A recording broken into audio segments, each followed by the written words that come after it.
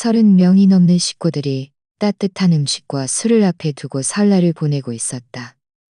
그런데 내 사위 박민주는 온 가족이 보는 앞에서 나에게 따귀를 날렸다.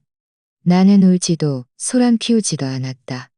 그저 휴대폰을 들어 1위를 눌렀을 뿐이다. 아마 당신은 모를 것이다. 한 노인이 어쩌다 이 지경까지 오게 되었는지. 솔직히 나도 모든 것을 잊고 체념하려 했다. 하지만 나중에 깨달았다. 어떤 일들은 정을 따지고의 문제가 아니라는 것을. 당신이 법을 지키지 않으면 다른 이들은 당신의 목숨까지도 노릴 수 있다는 것을. 그래서 오늘 내가 걸어온 이 길의 이야기를 당신에게 들려주고자 한다. 다 듣고 나서 내가 잘못했는지 판단해 주길 바란다.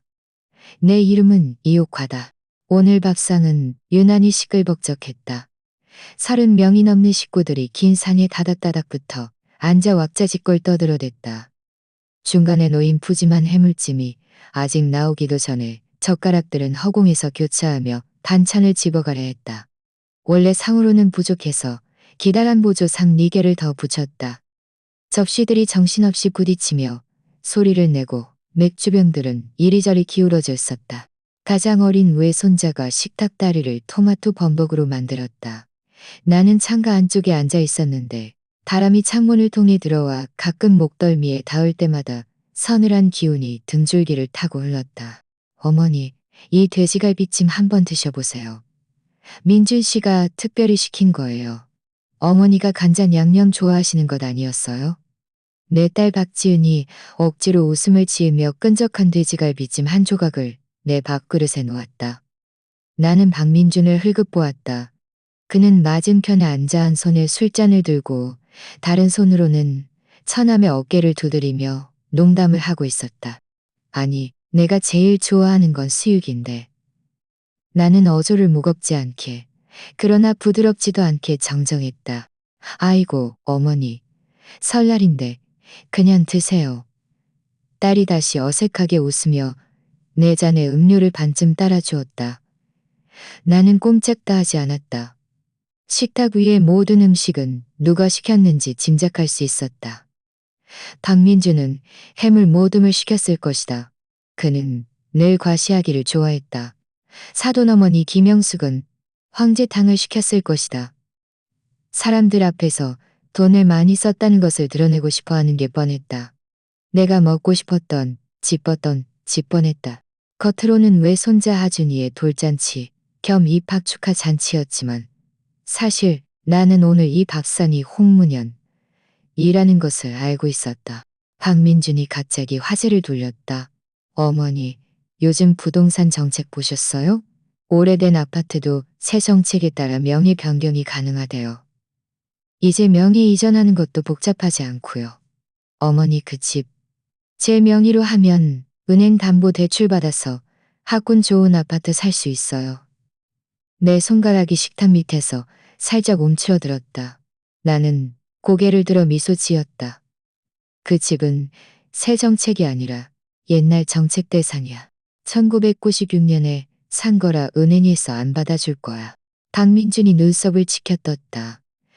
제가 지난달에 부동산 중개인에게 물어봤는데 집주인만 동의하면 절차가 어렵지 않다고 하던데요. 나는 고개를 숙이고 국을 마시며 아무 말도 하지 않았다. 저 사람은 웃으면서 말하는 게 욕하는 것보다 더 무서운 사람이다. 아이고, 민준이 말이 맞지. 이옥화 씨, 당신도 나이가 이렇게 들었는데 그 집을 뭐하러 붙들고 있어? 젊은 부부한테 실속을 좀 챙겨주면 당신도 마음 편하고 좋지 않아? 사돈어머니 김영숙이 웃으며 술잔을 흔들었다. 나는 젓가락을 내려놓고 천천히 그녀를 바라보았다.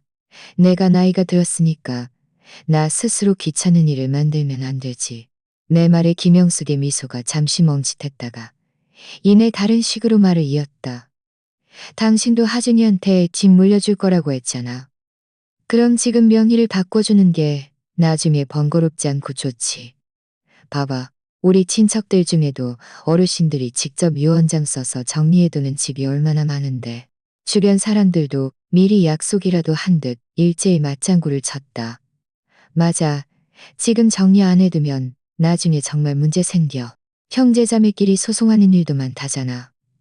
그러게 우리 옆집 할머니는 아직 살아계신데도 아들 둘이 파출소까지 갔더라니까. 나는 묵묵히 들었다. 마치 연극을 보는 것 같았다. 나는 아직 밥도 다 먹지 않았는데 저쪽에서는 이미 내 밥그릇을 빼앗을 준비를 마친 듯했다. 게다가 어머니도 혼자 사시잖아요. 박민준이 웃으며 술잔을 들었다. 나중에 집이 우리 손에 들어오면 어머니가 어디서 사시든 편하지 않겠어요? 나는 젓가락을 내려놓고 혀로 잇몸을 눌러 올라오는 화를 꾹 참았다. 내 집이 어디든 내가 어디 살든 그건 내 일이야. 나는 침착하게 말했다. 나 아직 안 죽었어. 그 순간 박민준의 얼굴색이 변했다. 크게 변한 것이 아니라 웃음이 띤 얼굴에서 차가운 무표정으로 소리 없이 무너져 내리는 듯한 변화였다. 그는 웃으며 술잔을 거두고 고개를 숙여당 날개를 집어 뼈째 오적오적 씹었다. 김영숙은 어색하게 두어 번 웃더니 화제를 돌렸지만 그때 짜 하고 맑고 경쾌한 소리가 영화 속 고성능 마이크로 녹음한 효과음처럼 울려 퍼졌다. 내 얼굴이 왼쪽으로 획 돌아갔고 안경이 날아가 뜨거운 전복탕 옆에 떨어졌다. 왼쪽 뺨이 잠시 마비되었다가 이내 불에 댄 듯 화끈거렸다. 코 속에서 비릿한 냄새가 올라왔고 뜨거운 액체가 인중을 타고 흘러내렸다. 나는 신음소리도 내지 않았다. 귓속에서 윙 하는 소리가 나더니 세상이 고요해졌다. 박민준의 손은 아직 허공에 멈춰 있었다. 방금 전까지 웃음기 띈 그의 얼굴은 이제 돌처럼 굳어 있었고 이마에 혈관이 가볍게 꿈틀거렸다. 어머니, 치매라도 오셨나 봐. 아무도 움직이지 않았다. 내 여동생, 사촌 언니, 사촌 동생들 모두 입을 벌린 채 얼어붙어 있었다. 몇몇은 아직 밥을 입에 문 채 미동도 없었다. 내 딸 지은은 내 옆에 앉아 있었는데 얼굴이 창백해지더니 벌떡 일어섰다. 박민준, 당신 미쳤어? 박민준은 싸늘하게 웃었다. 그냥 놔두면 나를 미치게 할 거야. 아무도 때리지 말라고 말하지 않았다. 그들은 그저 이 상황이 너무 보기 흉하다는 것만을 신경 쓰는 듯했다. 나는 천천히 의자에서 일어났다. 아무 말도 하지 않고 식탁으로 걸어가 몸을 굽혀 국물과 기름이 잔뜩 묻은 돋보기 안경을 주었다. 렌즈가 얼룩져 닦이지 않았지만 나는 닦지도 않고 그대로 코에 걸었다. 휴대폰을 꺼내 잠금을 해제하고 전화를 걸었다. 여보세요? 일일이인가요? 여기는 청룡 호텔 5층 모랄룸입니다. 방금 폭행을 당했어요. 출동해주세요. 내 목소리는 크지 않았지만 또렷했다.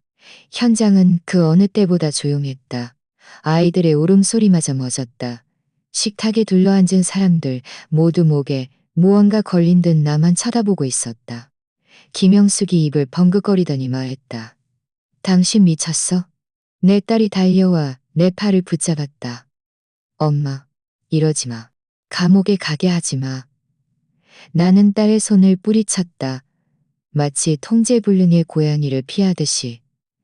네가 그가 감옥에 가는 게 두렵다면 네가 그를 따라 감옥에 들어가. 채 10분도 되지 않아 문 밖에서 노크 소리가 들렸다. 경찰관의 목소리는 침착했지만 유난히 힘이 있었다. 문 열어주세요. 방문이 열리는 순간 돌 조각처럼 미동도 없던 사람들이 순식간에 살아 움직였다.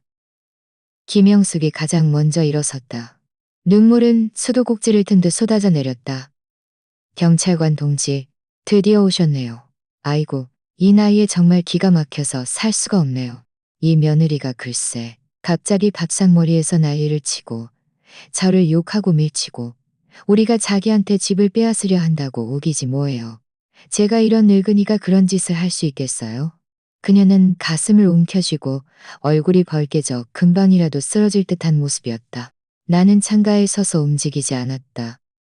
그녀의 허튼 소리가 끝나자 비로소 천천히 걸어와 식탁 옆 의자를 당겨 앉았다. 제가 신고자입니다.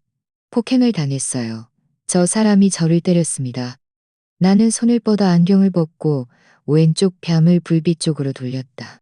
5손가락 자국은 아직 사라지지 않고 자줏빛 핏줄이 얼굴을 뒤덮고 있었다. 콧방울에 맺혔던 핏자국은 아직 닦이지 않은 채였다. 경찰관이 고개를 숙여 한번 보더니 박민준을 향해 다시 시선을 돌렸다. 폭행하셨습니까? 박민준은 아무렇지 않은 척 사늘하게 말했다. 작은 말다툼이었어요. 밥상에서 말소리가 좀 커졌을 뿐인데 굳이 신고까지 하겠다니 저희도 어쩔 수 없네요. 저는 말소리가 크지 않았어요. 나는 그를 노려보았다. 당신이 나를 때렸고 나는 신고할 권리가 있어요. 경찰관의 시선이 나와 그 사이를 두어 번 오간 후 고개를 숙여 기록하기 시작했다. 양측 모두 경찰서에 가서 진술서를 작성하셔야 합니다. 또한 여성분께서는 병원에 가셔서 상해 진단서를 받으셔야 합니다. 김영숙의 울음소리가 순간 멈췄다.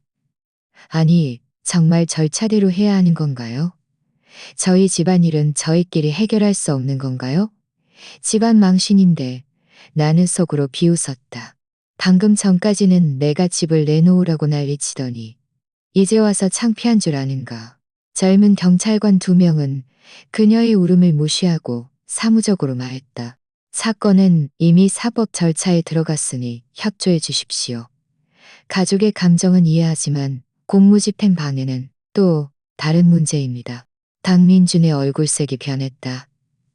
경찰관 동지, 정말 오해입니다. 저희 집은 그런 상황이 아니에요. 그런 상황이 어떤 상황인데요? 나는 침착하게 물었다. 폭행이 가정폭력이 아니라는 건가요? 아니면 노인에게 보호받을 권리가 없다는 건가요? 그는 나를 노려보았다. 입술이 움직였지만 아무 말도 나오지 않았다. 너무 화내지 마십시오. 한 경찰관이 나에게 말했다. 만약 상해 사실이 명확하다면 가해자는 책임을 져야 합니다. 나는 자리에서 일어나 그들을 따라 방을 나섰다. 등 뒤에서 낮은 목소리의 수군거림이 들려왔다. 어떤 이는 나를 호들갑 떤다고 욕했고 어떤 이는 노인네가 정말 고집세다고 말했다. 하지만 아무도 나를 막으려 하지 않았다. 복도에서 지은이가 드디어 따라 나왔다. 얼굴의 화장은 이미 엉망이었고 목소리도 쉬어 있었다. 엄마, 그만 좀 해.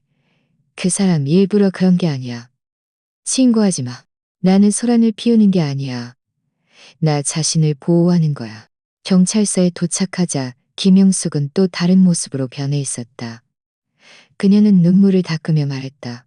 정말 오해입니다. 정말 제가 잘못했어요. 아들이 어려서 철이 없어서 말이 빠르고 손이 빨랐을 뿐이에요. 저희가 이미 사과했으니 좀 봐주시면 안 될까요? 나는 의자에 앉아 한마디도 하지 않았다.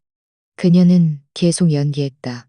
게다가 이옥화 씨도 제 사돈이고 저희는 모두 한 가족이에요. 닥쳐. 나는 차갑게 그녀의 말을 끊었다. 당신이 계속 연기하면 연기료를 받아야 할 거야. 김영숙의 얼굴은 순간 불그락불락해졌지만 감히 화를 내지는 못했다. 지은이도 드디어 다가왔다. 급한 발걸음으로 내 앞에 무릎을 꿇었다. 엄마, 제발 부탁이야. 고소 취하해지면 안 돼? 제발. 그녀는 뚝뚝 눈물을 흘리며 내 바지가랑이를 붙잡고 놓지 않았다. 마치 고명줄이라도 잡은 듯이. 나는 고개를 숙여 그녀를 보았다. 순간적으로 낯설게 느껴졌다. 어릴 적 지은이가 넘어지면 내가 제일 먼저 달려갔던 사람이다. 지은이가 수능을 망쳤을 때 밤새도록 옆에서 잠 못 이루며 함께 있어 주었던 사람이다.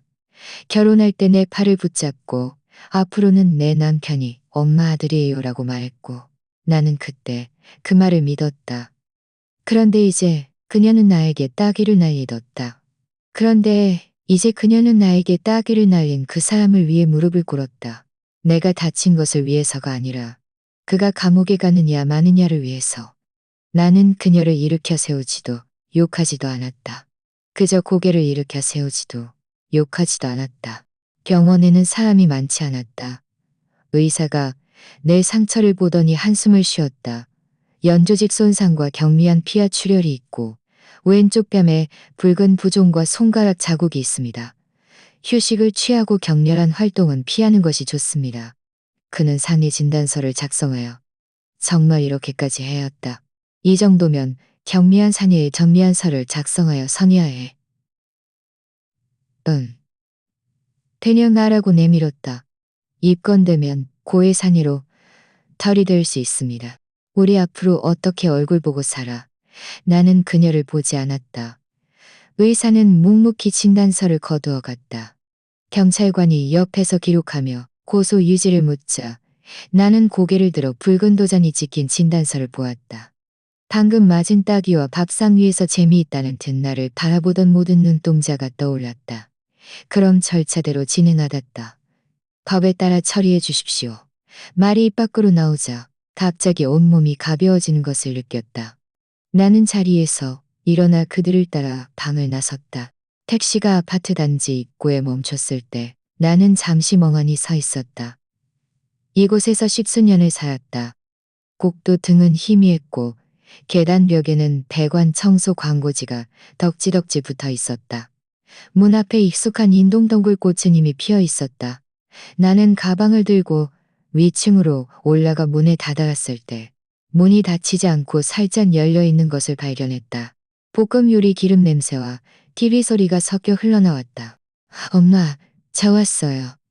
하고 외쳤다. 나는 문 앞에 서서 들어가지 않았다. 거실 불은 켜져 있었고 소파에는 담요가 어지럽게 널려 있었다. 지은이의 하이힐은 문 옆에 비스듬히 놓여 있었다. 분명 옷도 갈아입지 않고 엎드려 잠들었을 것이다. 박민주는 아마 베란다에서 담배를 피우고 있을 까였다. 나는 그 문 앞에서 거의 2분 동안 서 있었다. 결국 나는 내 고향 도시에서 호텔에 묵게 되었다. 결국 나는 몸을 돌려 떠났다. 뒤돌아보지 않았다. 뒤돌아보지 않았다. 그들에게 메시지도 보내지 않았다. 혼자 한방 하얀 침대 시트. 바깥의 모든 수란과는 무관하게 다음 날 아침 일찍 내 휴대폰은 불이 났다. 친척 가족단체 채팅방, 노인대학 단체 채팅방, 심지어 이웃주민 단체 채팅방까지 온통 빨간 점이 정신없이 깜빡였다. 나는 익숙한 가족 단체 채팅방을 열었다. 김씨 박씨 친척들. 김영숙은 어젯밤 사진 한 장을 올렸다. 사진 속 그녀는 병원 침대 옆에 앉아 있었고 손에는 링거 바늘이 꽂혀 있었다. 얼굴은 온통 억울함으로 혈압이 1파령까지 치솟은 늙어서 파출소까지 가야 할 줄은 몰랐네. 자식 키워봤자 뭐하나 늙어서 딱이나 맞고 눈물도 안 나와 그저 가슴만 아플 뿐. 사진 아래에는 수많은 좋아요와 댓글이 이어졌다. 언니, 너무 슬퍼하지 마세요. 이옥화 씨 너무하네. 이건 완전 패륜이야. 나라면 벌써 2년 끊었을 거야. 며느리를 감옥에 보내려 하다니 그런 시어머니가 어디 있어? 제가 듣기 거북한 말 한마디 할게요. 요즘 많은 노인들이 권력에 눈이 멀었어요. 나는 이 말들을 한 글자, 한 글자 읽어내려갔다. 그들 대부분은 평소에 전화 한 통도 먼저 걸지 않던 사람들이라는 것을 알고 있었다. 그런데 지금은 김영숙 편에 서서 열렬히 옹호하고 있었다.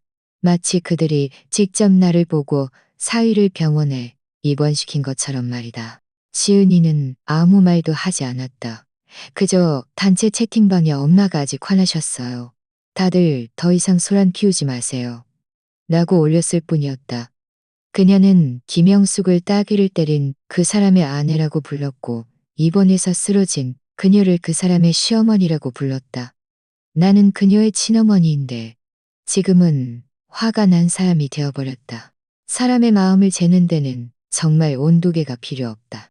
나는 답장도 하지 않고 설명도 하지 않았다.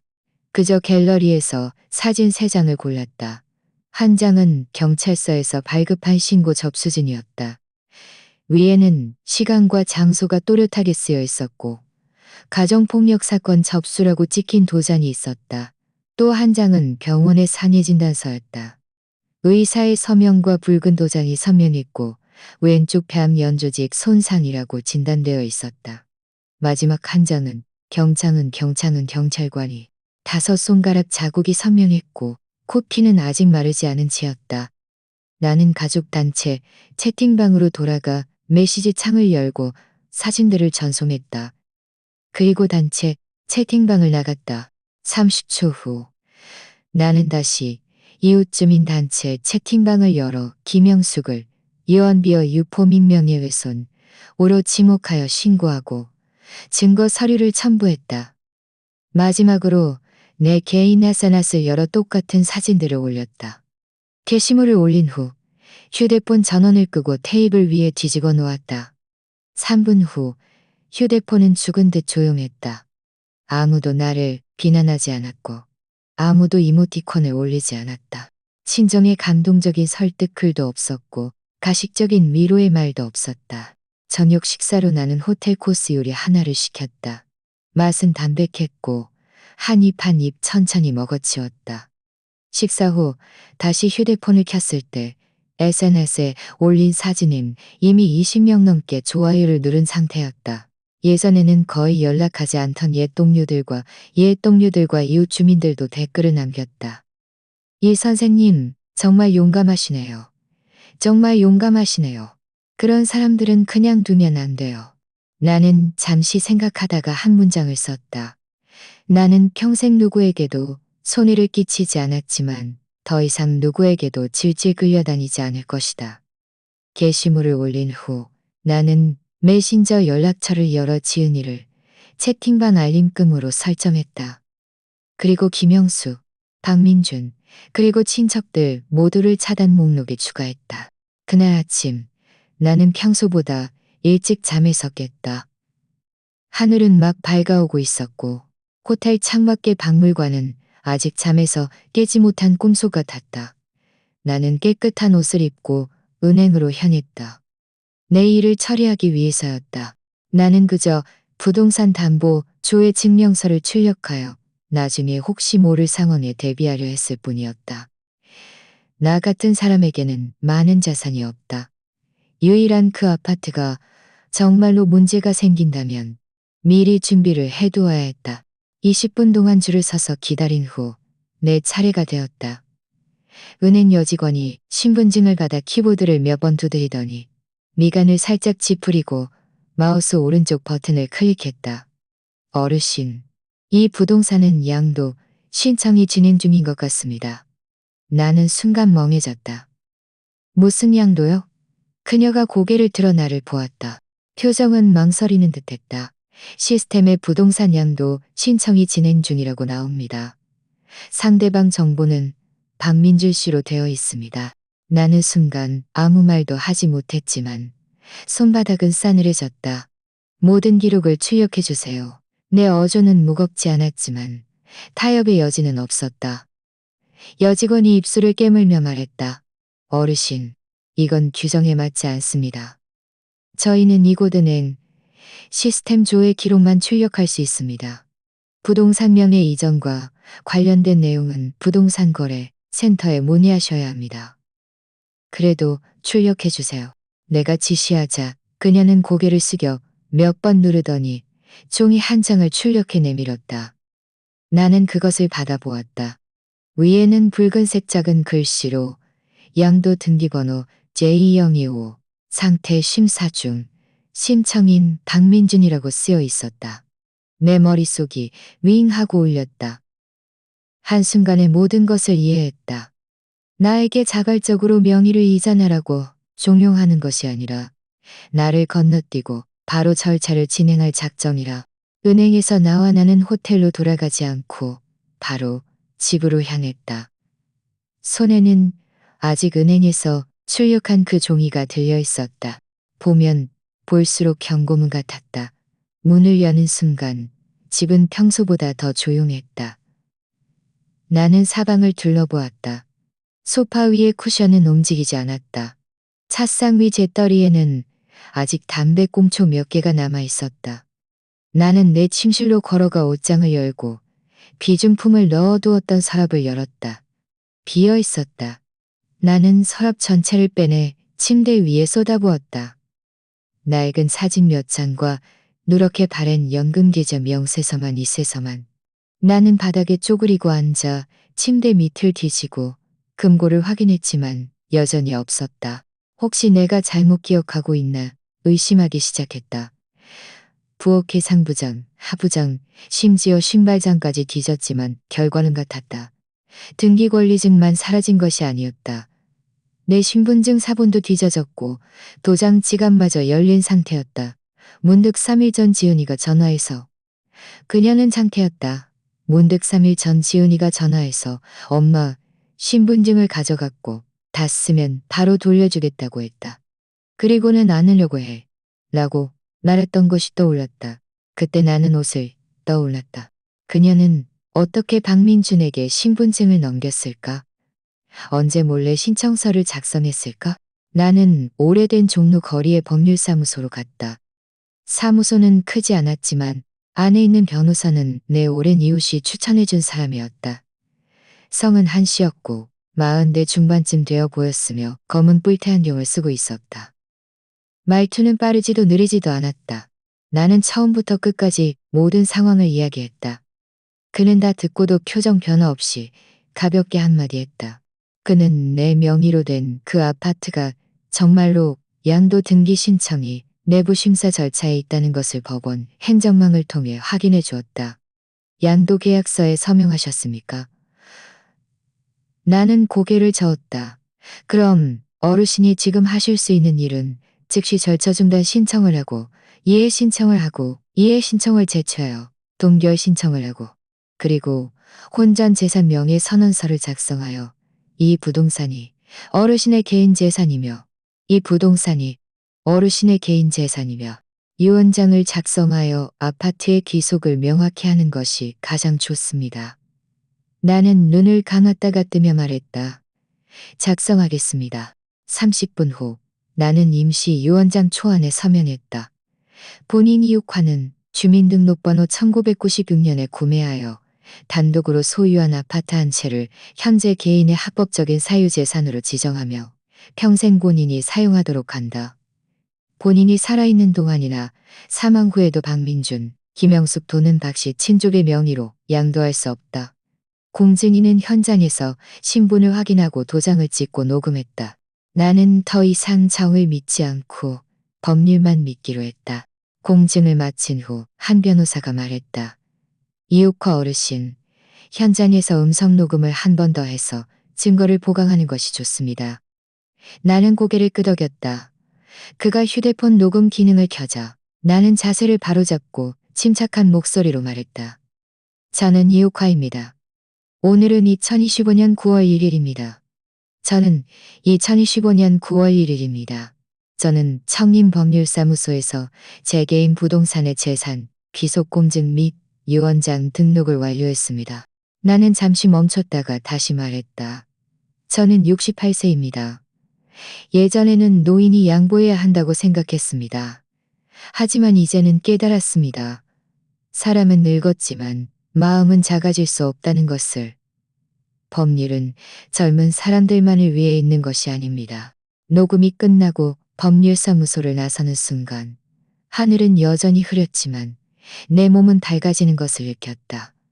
누군가의 도움을 받을 필요 없어. 내가 나 자신을 돕기 시작했으니까. 펜이 내 손에 몇 초간 멈춰 있었다.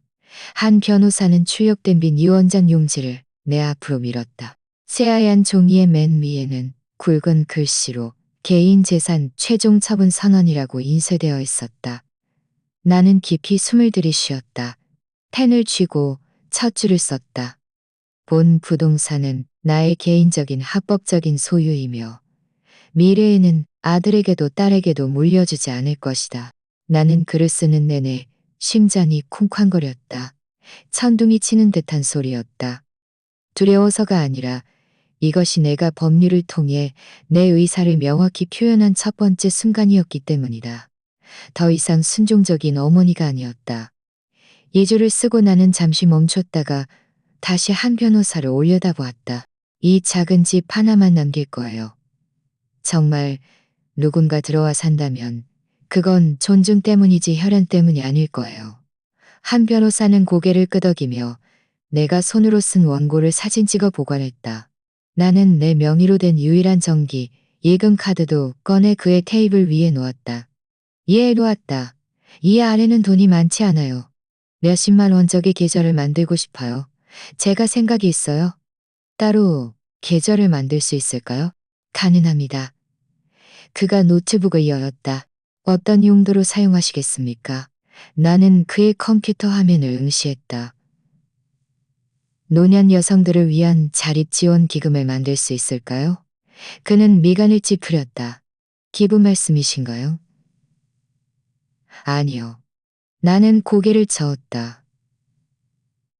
이 돈으로 간단한 신탁 계좌를 만들고 싶어요. 이 돈으로 간단한 신탁 계좌를 만들고 싶어요.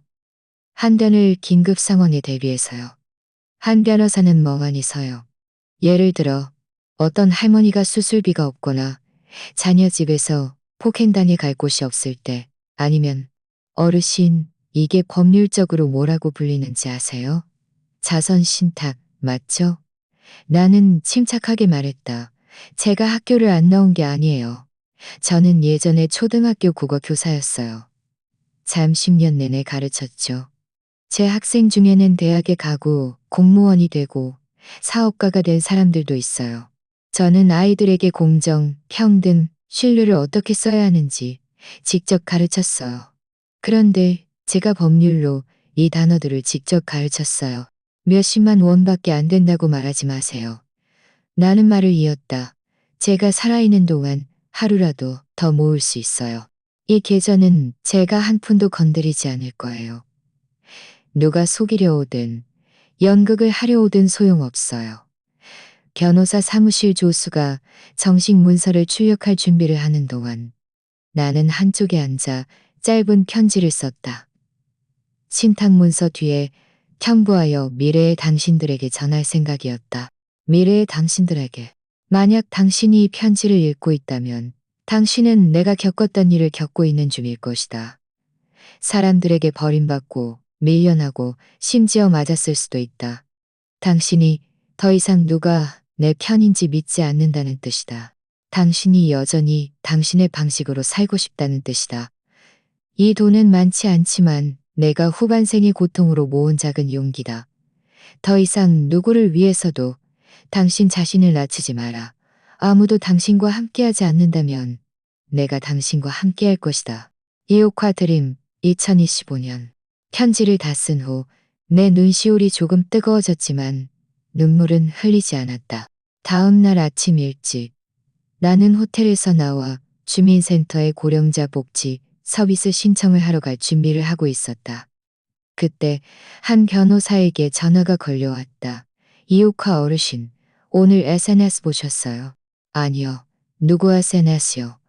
제 SNS에는 고양이 사진밖에 없는데요. 그가 웃으며 말했다. 제가 어젯밤에 SNS에 글을 올렸어요.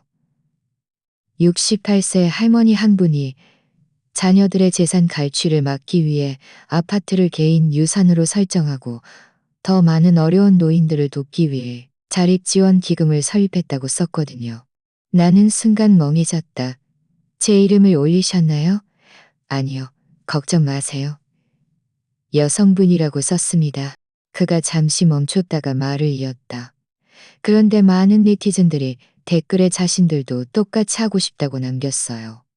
60대 할머니 한 분은 우리도 자녀에게 의지하지 않고 품위 있게 살 수 있네요. 라고 댓글을 남겼어요. 나는 길가를 걷고 있었다. 발밑에는 낙엽이 뒹굴고 햇살이 나뭇잎 사이를 뚫고 내 얼굴에 쏟아졌다. 순간적으로 내가 혼자가 아니라는 생각이 들었다. 나 같은 사람이 한둘이 아니었다. 침묵하며 살아온 많은 사람들이 사실은 같은 곳에 서 있었다. 첫 번째로 나선 사람, 내가 바로 그 첫 번째 사람이었다. 나는 평소에 SNS를 잘 보지 않았다. 나이가 많아 이해 못해서가 아니라 너무 많은 것을 이해하고 있었기 때문이다. 이 나이의 사람들은 가장 잘 얼굴을 SNS처럼 꾸미고 가장 자유양심을 마음속에 두지 않는다. 하지만 그날 오랜 이후 탕 씨가 전화해서 김영숙이 미쳤다고. 가세나세 내가 자기를 때려서 병원에 입원시켰다고. 나는 메신저를 열었다. 나는 메신저를 열고 그녀에 가서 보라고 했다. 얼굴은 수척했고 눈빛은 슬펐으며 한쪽 팔에는 링거 바늘이 꽂혀 있었다. 두 번째 사진은 진단서였다. 위에는 혈압 상승으로 인한 감정 유발 반응이라고 쓰여 있었다. 세 번째 사진은 그녀와 박민준이 병원 문 앞에 서 있는 모습이었다. 두 사람 모두 얼굴이 창백했다. 아래 글에는 이렇게 쓰여 있었다. 며느리네 가족에게 딱이 맞고 파출소까지 갔는데 이제 몸까지 망가졌네. 불과 몇 시간 만에 좋아요 수십 개, 댓글은 100개가 넘었다. 어머니, 너무 슬퍼하지 마세요. 사람 노릇하기 힘들고 부모 노릇은 더 힘들죠. 요즘 어르신들 정말 쉽지 않아요. 노력해도 보답받지 못하고 정말 고생이 많으시네요. 며느리네 집안도 너무 인간적이지 않네요. 그들은 하나같이 열렬히 김영수 편을 들며 사건의 진실을 조금도 의심하지 않았다. 나는 SNS를 닫았다. 마음은 흔들리지 않았고 눈도 깜빡이지 않았다. 나는 그녀가 두려워하는 것이 내가 신고한 것이 아니라는 것을 알고 있었다. 그녀가 두려워하는 것은 내가 더 이상 타협하지 않는다는 것이었다. 그리고 그녀가 가장 잘하는 것은 내가 입을 열기 전에 먼저 도덕적 우위를 점하는 것이었다. 좋아. 그럼 오늘 내가 너를 그 도덕적 탑에서 끌어내려 주지. 나는 호텔로 돌아가 내 작은 서류 가방을 열었다. 나는 질서를 중요하게 생각하는 사람이다. 숨쉬기조차 힘들 때도 모든 서류를 깔끔하게 정리하는 것을 잊지 않았다. 나는 분홍색 종이 한 장을 꺼냈다. 행정처분 결정서. 박민주는 공공장소에서 타인에게 신체적 공격을 가하여 경미한 산해를 입혔습니다. 조사 결과 사실로 확인되어 5일간의 행정고료 및 집행유예에 처합니다. 발급 기관은 청림경찰서였고 도장이 선명하게 찍혀 있었다. 나는 휴대폰으로 한 장, 두 장, 세 장을 찍었다. 필터도 넣지 않았고 고정도 하지 않았다. 그저 캡션에 한 줄을 썼다. 거짓된 이야기는 아무리 많이 해도 사실이 될 수 없습니다. 아래는 제가 선택한 증명서입니다. 그리고 친척단체 채팅방을 열어 김영숙이 울부짖었던 글 아래에 세 장의 사진을 빠짐없이 올렸다. 몇몇은 즉시 팀방을 나갔고 어떤 이들은 못 본 척했지만 나는 이제 그녀가 다시 예쁜 이들은 못 본 척했지만 아니나 다를까 3분 후 김영숙이 메시지를 보냈다. 예욱화 씨, 당신이 이렇게 하면 정말 모든 인연을 끊는 거예요. 나는 답장했다. 인연을 먼저 끊은 건 당신이야. 그녀는 더 이상 답장하지 않았다. 그날 밤 나는 발을 담그고 있었다. 휴대폰이 계속해서 진동했다. 첫 번째 메시지는 지은이에게서 왔다. 그녀는 음성 메시지 2개를 보냈다. 엄마, 어떻게 처분 결정서를 올릴 수 있어? 엄마가 이러면 민준 씨 앞으로 어떻게 살라고? 우리 가족 모두 고개 들고 다니지 못하게 해야 직성이 풀려. 나는 음성 메시지를 열지 않았다. 혹시 듣고 마음이 약해질까봐 두려웠다. 나는 그저 6글자를 보냈다. 다시는 찾아오지 마. 이어서 내 아들도 메시지를 보냈다. 이 아들은 타지에 살았고 평소에는 거의 연락하지 않았다. 마지막으로 연락한 것은 내 생일날이었다. 건강하고 행복하세요라는 이모티콘을 보내고는 그 후로 아무 소식도 없었다. 그는 긴 문자를 보냈다. 엄마가 억울한 건 알지만 이렇게 소란 피우면 누구에게도 좋지 않아. 늙어서는 가족들 화목하게 지내는 게 최고 아니겠어? 늙었기 때문에 누구를 만나야 할지 아는 거야. 나를 만나고 싶다면 먼저 네 마음속에 내가 있는지 물어봐. 그리고 나는 그의 메신저도 차단했다. 순간적인 충동이 아니라 수년간 쌓인 인내의 결과였다. 발을 다 씻고 수건으로 물기를 닦아낸 후 베란다에 앉았다. 밤은 깊었고 하늘에는 별이 없었지만 바람은 부드러웠다. 나는 휴대폰을 들고 그 처분 결정서를 여러 번 자세히 읽어보았다. 사실 그 따기의 상처는 이미 색이 바래기 시작했지만 마음속 상처는 마치 방금 베인 듯 선명했다.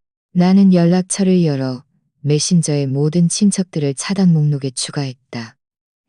차단 목록 이름은 연락 금지, 평안 유지로 바꿨다. 그리고 친척단체 채팅방을 열어 오른쪽 상단점 3개를 클릭하고 채팅방 나가기를 선택했다. 휴대폰이 정말 나가시겠습니까? 라고 물었다. 나는 얘를 선택했다. 그 순간 나는 채팅방을 나가는 것이 아니라 나 자신을 도덕적 구속의 집단에서 끌어내는 것 같았다. 나는 그저 드디어 허리를 굳게 편 늙은 어머니였다.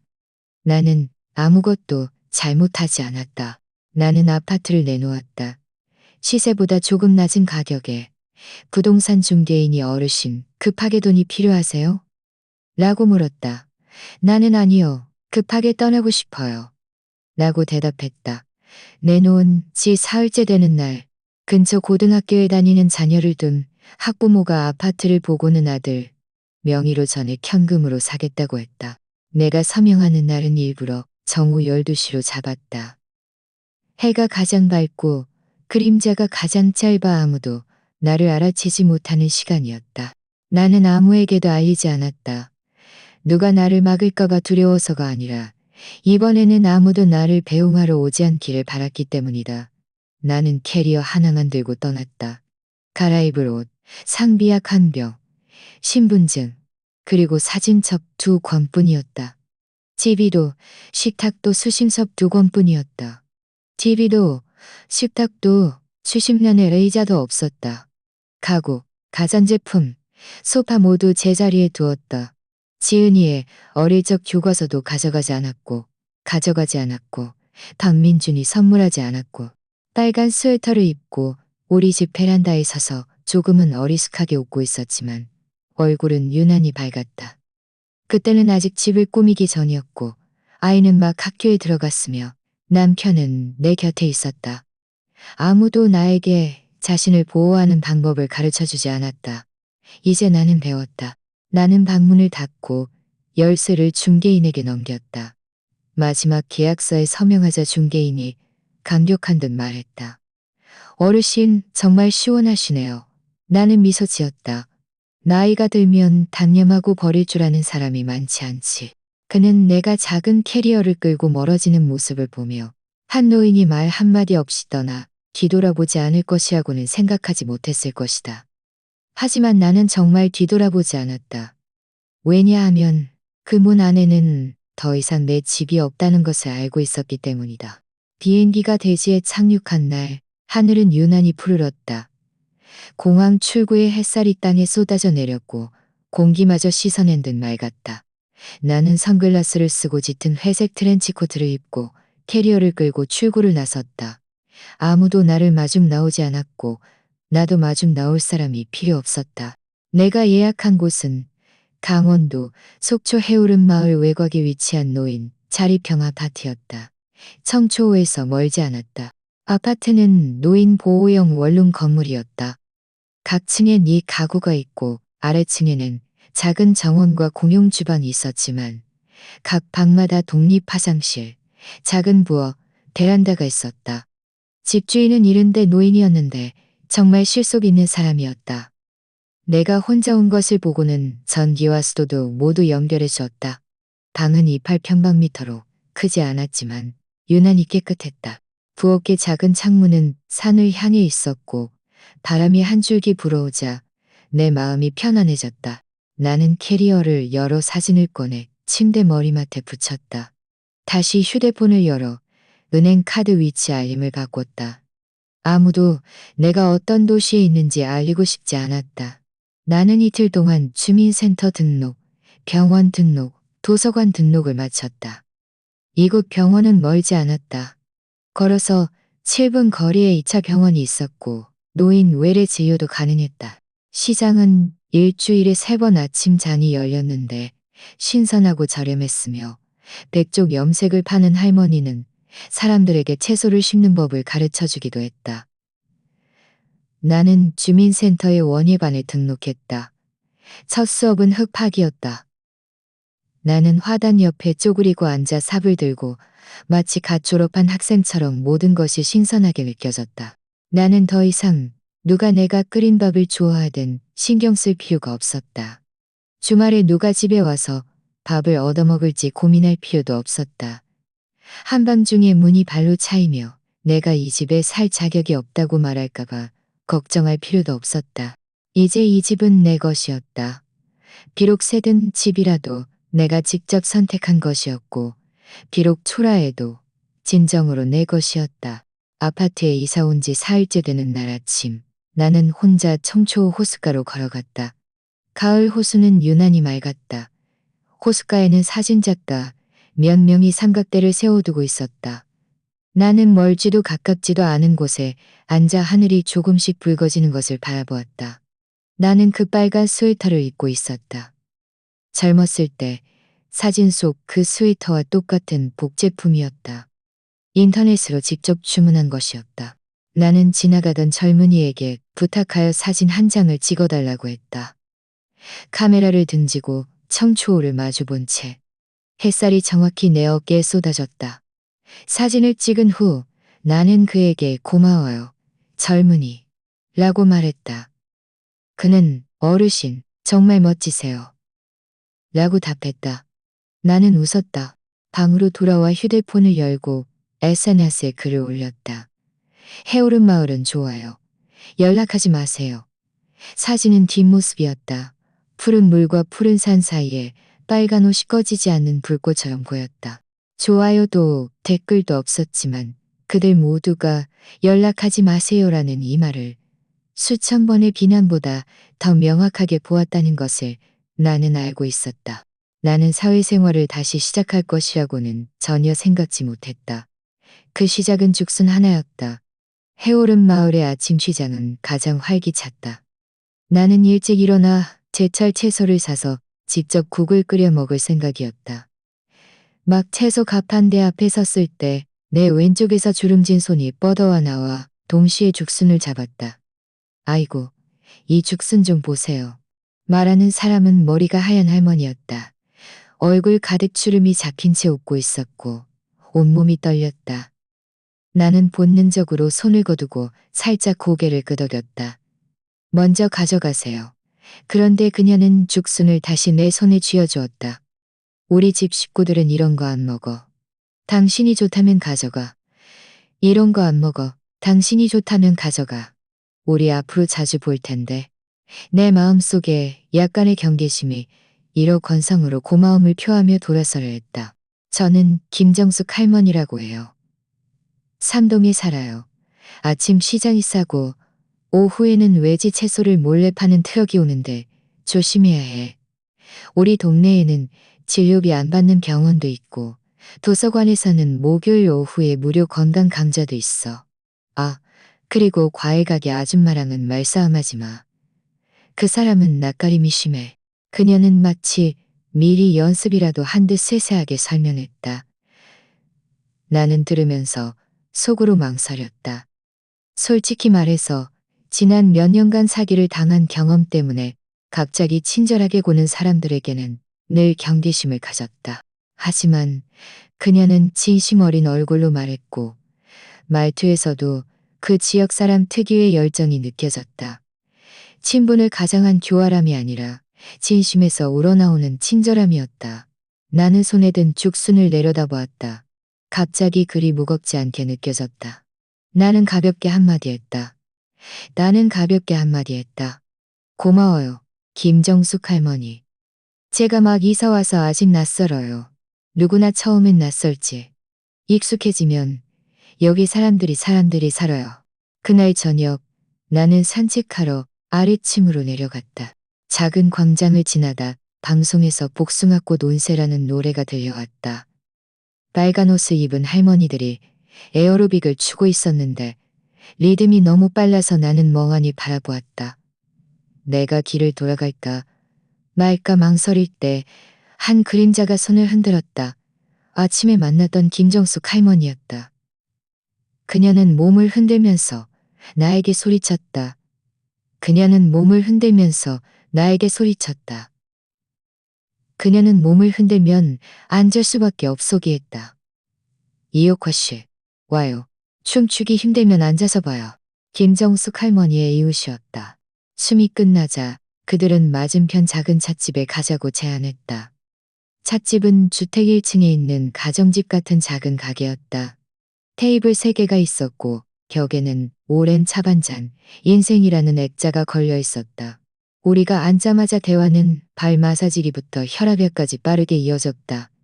일하고 각자의 사연으로 흘러갔다. 이선희 할머니는 홀로 사는 과부였다. 아들은 서울에 있었고 3년째 돌아오지 않고 있었고 3년째 돌아오지 않고 있었고 김정숙 할머니도 입을 열었다. 내 영감은 젊어서 바람 피우다가 결국 병들어서 아무도 돌봐주지 않았어.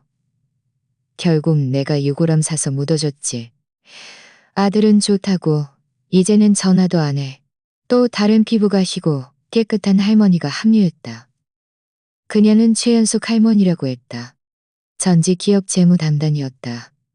형제자매 5명 중 그녀만 집안에 오래된 집을 물려받지 못했다. 그들은 너는 시집간 사람이잖아. 그들은 너는 시집간 사람이잖아. 나는 그들 사이에 앉아 이제껏 느껴보지 못한 신기한 감정을 느꼈다. 위로가 아니라 공감이었다. 나는 평생 혼자라고 생각했던 외로움이 이 작은 찻집에서 세 사람의 상처로 엮인 담요처럼 내 몸을 감싸 안아 눈물이 핑 돌 정도로 따뜻하게 느껴질 줄은 몰랐다. 다음 주 주민센터에 공고문이 붙었다. 노인, 부동산 사기 방지 강좌 및 법률 상담. 김정숙 할머니가 즉시 단체 채팅방에 메시지를 보냈다. 자매님들, 집합 시간입니다. 9시 30분에 광장에서 모여요. 늦지 마세요. 우리 넷은 정말 정시에 도착했다. 강좌를 들었을 뿐만 아니라 함께 법률 서비스 센터에도 갔다. 이선희 할머니는 서류를 작성하면서 말했다. 지난번에 우리 집 열쇠를 아직 가지고 있던 옛 동료가 그걸 빌미로 집에 들어오려 했지 뭐예요. 나는 그녀에게 재산 이동 경고를 신청하라고 제안했다. 이선희 할머니는 한참을 듣고 나서야 반응했다. 이제는 집도 몰래 명의를 바꿀 수 있단 말이야. 나도 동결 신청해야겠네. 그날 우리는 부동산 증여 취소, 연금 보호, 신탁 분리 등 문제에 대해 단체로 상담했다. 변호사는 웃으며 말했다. 당신들은 해오름 마을 최강 아줌마 군단이네요. 우리는 웃음이 터졌다. 마을로 돌아가는 길에 이웃 할아버지 한 분이 우리 의자를 옮겨주는 것을 도와주었다. 그는 아주 건강해 보였고 머리카락 한 올 흐트러짐 없이 깔끔하게 빗어넘긴 채 밀짚 모자를 쓰고 있었다. 그는 의자를 옮기면서 웃으며 말했다. 저도 강좌 들으러 옮기면서 웃으며 말했다. 저도 강좌 들으러 왔는데 당신들에게 맡겨야겠네요. 나는 아무 말에서 말하는 것보다 훨씬 재미있네요. 그가 내 이름을 묻기에 대답했다. 우리는 실전파니까요. 마음속이 갑자기 훨씬 더 편안해졌다. 2번째 모임도 우리는 그 찻집에서 가졌다. 이번에는 아무도 가족 갈등을 이야기하지 않았고 슬픈 일도 다시 꺼내지 않았다. 김정숙 할머니가 종이 한 장을 꺼냈다. 우리 동맹을 맺어야 하는 거 아니야? 그녀의 손에는 몇 가지 요점이 적혀 있었다. 서로 긴급 연락처가 되어주기. 일주일에 할머니가 눈을 깜빡이며 놓였다. 이선희 할멈 건강 체크하기. 누군가 외출하면 단체 채팅방에 알리기. 돌발 상황 발생 시 누가 먼저 가야 알리기. 나는 무심코 스스로 지지하기라고 말했다. 모두 웃었다. 최연숙 할머니가 휴대폰을 꺼내 단체 채팅방을 만들었다. 제가 초대할게요. 그 순간 돈 봉투도 좋아요도 도배된 메시지도 없었다. 그저 작은 찻집에서 4명의 할머니가 서로에게 번호를 건네는 순간만이 있었다. 마치 살아갈 용기를 건네는 듯이. 나는 마지막으로 한마디 했다. 원래 노인도 스스로를 지지할 수 있구나. 나는 그 집을 떠나면 그들과 완전히 선을 그을 수 있을 것이라고 생각했지만 착각이었다. 그들은 대본대로 살지 않는 늙은 할머니를 그냥 두지 않을 것이다.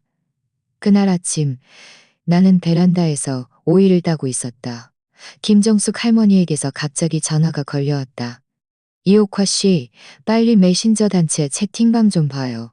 누가 동영상 하나를 올렸는데 주인공이 당신인 것 같아요. 노인 감정 통제 불능이라고 쓰여머니 나는 메신저를 열었다. 그 동영상은 이미 여러 노인 생활 교류되어 있었다. 썸네일은 내가 반 채팅방에 공유되어 있었다. 나는 동영상을 열어보았다. 편집된 영상이었다. 내가 신고한 후의 장면들을 잘게 잘라 내가 통제불능으로 소란을 피우는 것처럼 이어붙였고 딸이 애원해도 소용없는 장면들을 추가했다. 박민주는 심지어 아이의 울음소리를 키워 내가 사람을 때린 듯한 거짓 인상을 주려 했다. 댓글창은 이미 난리가 났다. 미친 할머니가 아들을 신고했네. 법이 나서서 제지해주기를.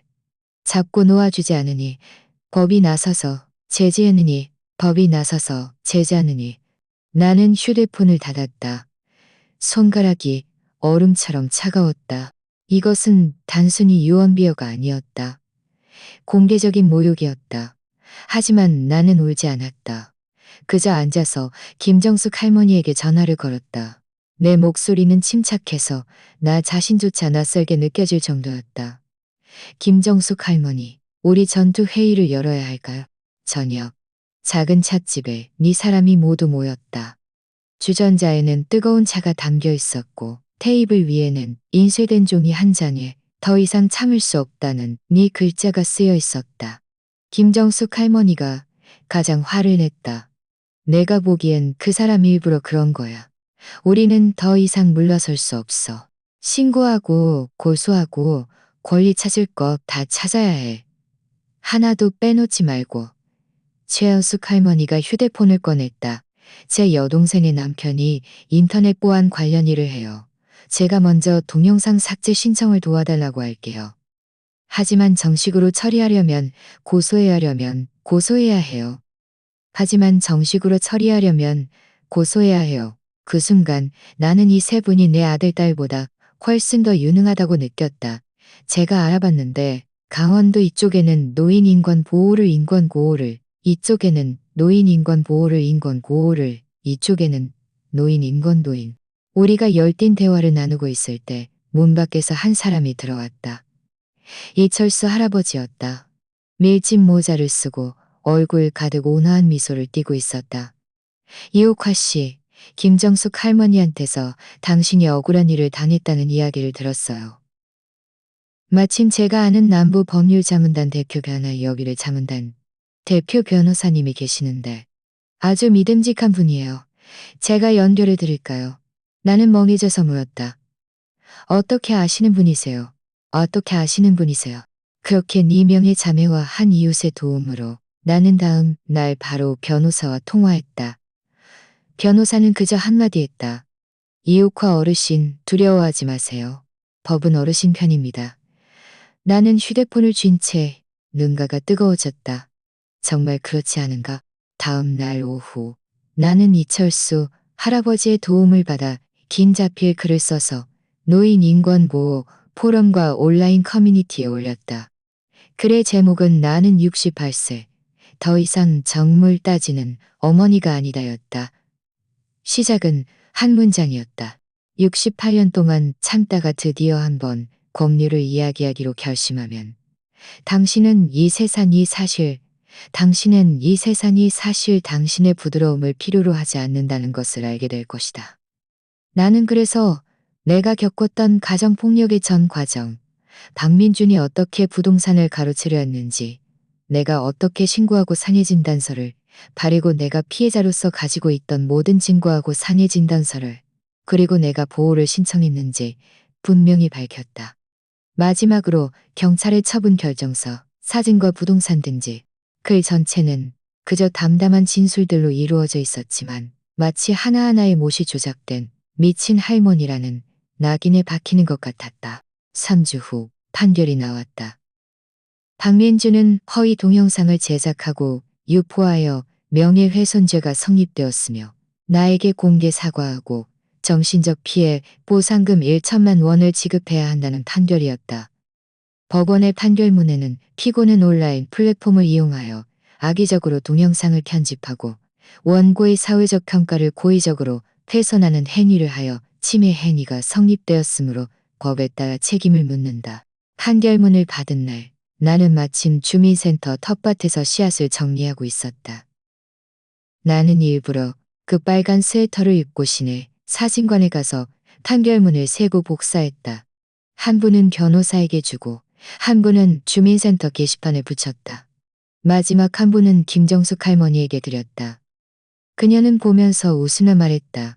어나버리면 그만이라고 생각하는 노인도아. 이옥화 씨, 당신은 이제 우리 해오름 마을 자매단에 살아있는 상징이야. 나도 웃었다. 맞다. 나는 나 자신을 위해 정정당당하게 싸웠다. 편지는 맑은 오후에 도착했다. 우체국 직원이 문 앞에서 나를 불러 서명하라고 했다. 봉투 위에 쓰인 너무나 익숙한 지은이의 글씨를 보며 나는 문득 시간이 한 바퀴 돌고 다시 사람을 그 자리에 던져 놓은 것 같은 기분이 들었다.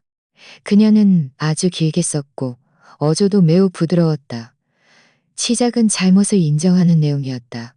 시작은 잘못을 인정하는 내용이었다. 자신이 파출소에서 남편을 위해 무릎 꿇지 말았어야 했고 침묵하지 말았어야 했고 침묵하지 말았어야 했고 그러다가 분위기가 바뀌었다.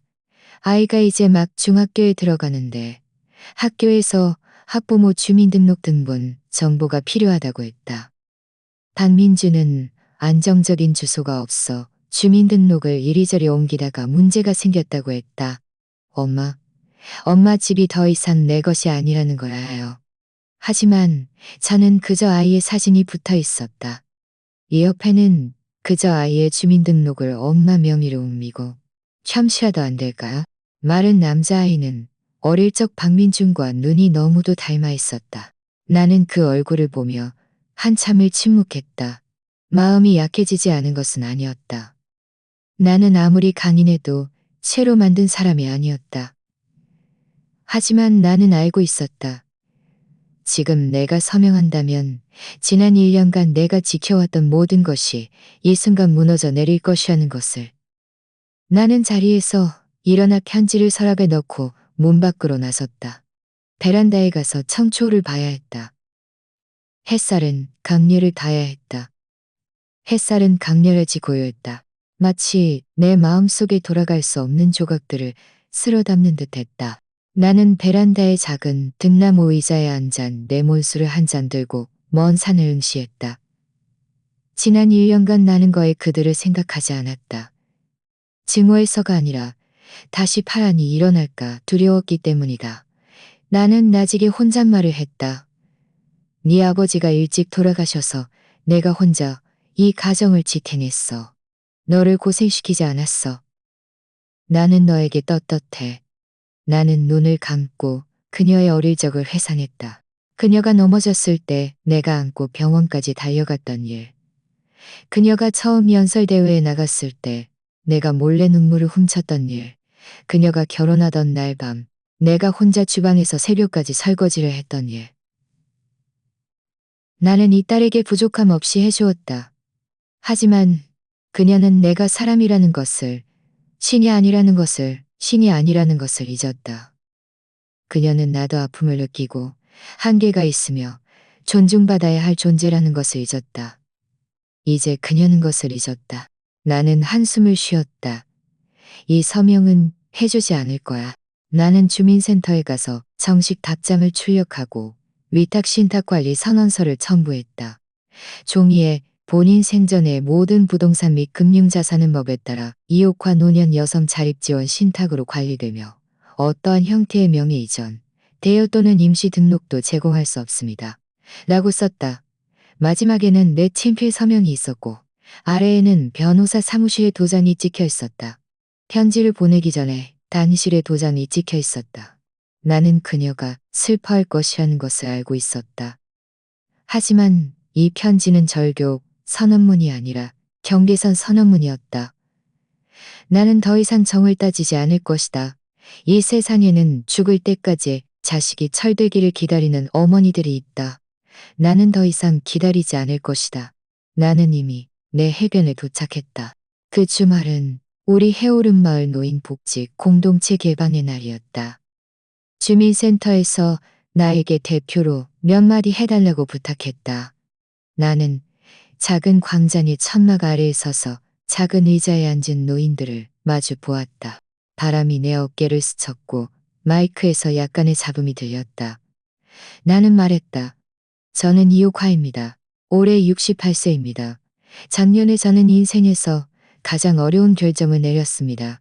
저는 경찰에 신고했고 2년을 끊었으며 집을 팔고 다시 시작했습니다. 집을 팔고 다시 시작했습니다. 드디어 깨달았기 때문입니다. 노인은 영원한 희생자가 아니라는 것을, 침묵하는 인내자가 아니라는 것을, 우리도 제2의 내자가 아니라는 것을, 상처받기를 거부할 수 있고 자립지원 기금을 만들 수 있으며 법정에 갈 수 있고 찻집에 갈 수 있고 심지어 평생 하지 못했던 사람이 될 수 있습니다. 선택권을 가진 사람이 될 수 있습니다. 아래의 박수 소리는 크지 않았지만 매우 규칙적이었다. 나는 객석에서 남편을 일찍 여인 할머니가 눈물을 훔치는 것을 보았고 머리가 온통 하얀 할아버지가 허리를 꼿꼿이 세우고 눈빛을 빛내는 것을 보았다. 주민센터 주임이 다가와 나에게 말했다. 이옥화 어르신, 우리 노인 동맹이 시에서 시범 사업으로 추진될 예정입니다. 어르신께서 자문 대표를 맡아주시길 바랍니다. 해질녘, 나는 그 빨간 스웨터를 입고 혼자 청초 호숫가로 걸어갔다. 바람이 좀 거칠었고 호수물은 하얀 물보라를 일으켰지만 나는 아주 안정적으로 앉아 있었다. 석양은 정확히 산 정상에 걸려 내 얼굴에 따뜻하게 쏟아졌다. 호수바람이 내 흰 머리카락을 흩날렸다. 나는 문득 깨달았다. 나는 문득 깨달았다. 내가 예전에 나이해진 것도 친정해진 것도 아니었다. 사람이 늙으면 양보해야 한다는 그 관성에 졌던 것이었다. 나는 여전히 의자에 앉아 미동도 없이 안정적이었다. 바람이 아무리 거세도 나는 두렵지 않았다. 왜냐하면 이번에는 누가 나를 지지해 주기를 기다리는 것이 아니었기 때문이다. 나 자신이 바로 내 든든한 버팀목이었다. 이옥화는 딸을 위해 평생을 헌신한 평범한 어머니였다. 그녀는 자신이 경찰에 신고할 것이라고는 생각지 못했고 2년을 끊고 집을 팔아 홀몸으로 해오른 마을로 가서 새로운 인생을 시작할 것이라고는 꿈에도 생각지 못했다. 그러나 그 따귀는 그녀를 참고 양보하고 끌려다니는 삶에서 깨어나게 했다. 그녀가 밥상에서 맞은 뺨을 감싸 안았을 때 모든 사람이 침묵했지만 그녀 자신만이 1위를 눌렀던 것을 기억하는가? 그녀가 가족 단체 채팅방에서 한마디도 하지 않고 세 장의 사진만 올렸을 때 모든 사람이 조용해졌던 것을 기억하는가? 그녀가 베란다에서 청초를 보며 나는 너에게 떳떳해 라고 말했던 것을 기억하는가? 결국 그녀는 노인 복지 공동체의 연단에 서서 노인도 제2의 인생을 살 수 있다고 단호하게 모두에게 말했다. 그녀는 구호를 외치지도 않았고 깃발을 높이 들지도 않았다. 그저 한 걸음 한 걸음 자신의 방식으로 한때 나약했던 자신을 지탱해 나갔다. 그녀의 삶은 그리 떠들썩하지 않았지만 매우 또렷해서 많은 사람들이 깨달았다. 사람이 늙었다고 해서 아무나 함부로 대할 수 있는 것이 아니구나. 만약 당신이 이 이야기를 다 읽고 나서 할 말이 있다면 진심으로 댓글을 남겨 당신의 생각을 공유해 주시길 바랍니다. 그녀가 너무 심했다고 생각하시나요? 만약 당신이라면 경찰에 신고하시겠습니까? 아니면 계속 참으시겠습니까? 이번 이야기는 여기까지입니다. 제가 5,000명 구독이라는 작은 목표를 달성하는데 몇 번째 구독자가 되어주실 건가요? 지금 바로 구독해주세요. 채널의 성장을 함께 지켜봐 주시길 진심으로 바랍니다. 제 이야기가 당신에게 작은 깨달음을 가져다 주기를 희망합니다. 다음 회에 또 만나요. 이 채널의 이야기는 사회 뉴스, 시청자 투고 및 댓글, 공유 등 실제 사건을 각색한 것입니다. 내용에 대한 의견이나 제안이 있으시면 댓글로 토론하거나 당신의 이야기를 들려주세요. 어쩌면 당신이 다음 이야기의 주인공이 될 수도 있습니다.